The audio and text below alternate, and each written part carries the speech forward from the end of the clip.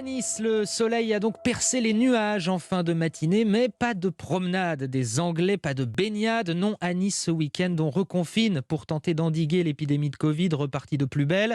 Frédéric Michel, vous êtes notre correspondant et ce qui vous a marqué ce matin en déambulant dans les rues, c'est la très forte présence des forces de l'ordre, des policiers partout pour contrôler.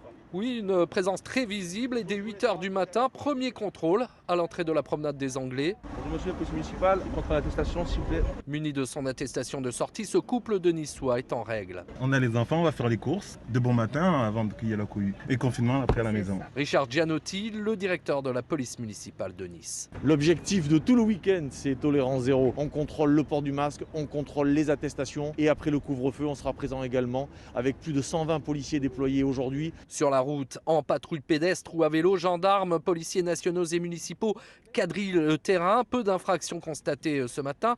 On a vu surtout des Niçois faire du sport ou leurs courses comme Karine. Messieurs, dames, bonjour. Juste aller au marché, voilà, se ravitailler, c'est tout. C'est une sortie comme les autres et puis on en profite comme on peut. Mais après, on rentre chez nous. Et pour Jackie qui habite le Vieux-Nice, le week-end s'annonce très long. J'ai pas de terrasse, etc. Donc c'est un peu compliqué. Donc on regarde la télévision et on se dit vivement lundi le boulot. Je me suis acheté ce qu'il faut pour faire une bonne raclette. Je vais manger une raclette midi et soir. Voilà.